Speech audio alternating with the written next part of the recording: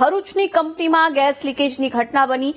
દહેજની GFL કંપનીના cms પ્લાન્ટમાં શનિવારે રાત્રે ગેસ લીકેજ થયો હતો, જેમાં 3 શ્રમિક અને 1 કર્મચારીના મોત થયા છે। હજુ સુધી ગેસ લીકેજ થવાની ઘટનાનું કારણ સામે નથી આવ્યું, જેથી પોલીસે ઘટનાસ્થળે પહોંચીને આગળની કાર્યવાહી શરૂ કરી છે। ગેસ લીકેજની ઘટનામાં પોલીસે વધુ તપાસ શરૂ કરી છે। 3 શ્રમિક અને 1 કર્મચારીનું આ બનાવમાં મૃત્યુ નીપજ્યું છે। ભરૂચના દહેજનો બનાવ છે કે જ્યાં મોટી દુર્ઘટના બની। કંપનીના સીએમએસ પ્લાન્ટમાં ગેસ લીક થયો।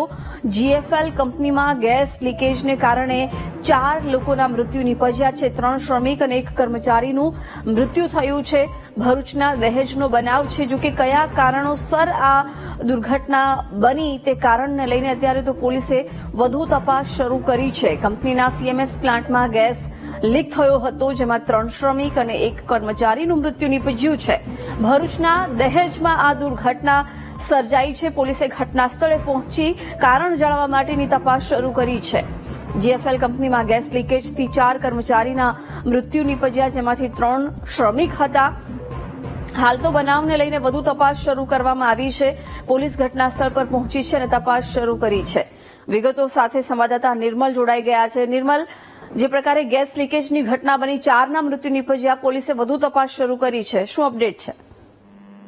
જિજ્ઞાસા ચોક્કસથી જે દહેજની જીએફએલ નામની જે કંપની છે, એ કંપનીમાં ગત મોડી રાત્રે ગેસ લાગવાની ઘટના બની હતી અને આ ઘટનામાં કામ કરતા 3 કામદારને ઘટના સ્થળે મોત થઈ ગયું હતું, જ્યારે અન્ય કર્મચારી છે તેને પણ ગેસ લાગતા તેનું પણ મૃત્યુ થયું છે।